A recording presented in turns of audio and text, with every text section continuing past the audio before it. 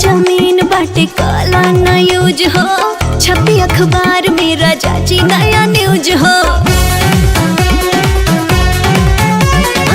नया जमीन बाटे काला ना यूज हो, छपी अखबार में राजा जी नया न्यूज हो। आज मुहूर्त तू देख ला कैलेंडर, ले ला राजा टेंडर, ले ला राजा टेंडर, जवानी बस सरेंडर।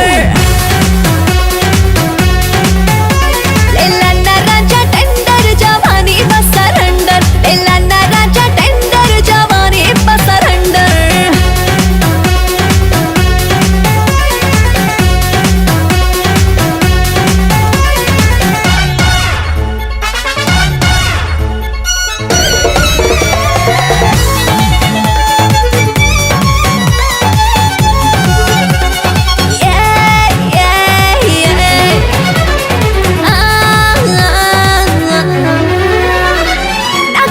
जज ना वकील हो, कल डायरेक्ट हमसे डील हो।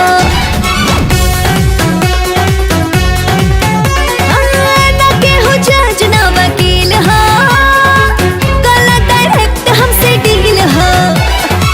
बाटे में जज आज पूरा रंगीन हो, मिली ना रूप कहीं ऐसन हसीन हो।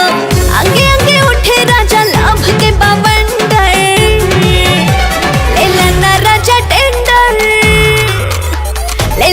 राजा टेंडर, जवानी बस सरेंडर।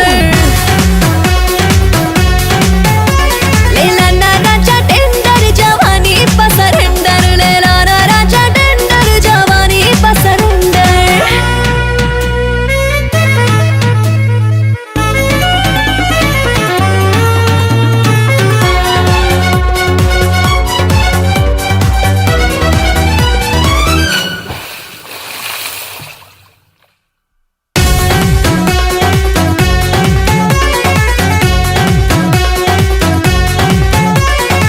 बुझ गई बात हमर जान हो, जान के न बना अनजान हो।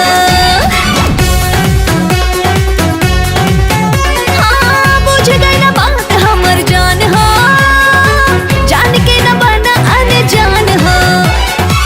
तोहरे पे कईनी जवानी ने छावर, मौका न छोड़ा देखा पिया पावर। सास भर तेज जैसे भागे स्प्लेंडर,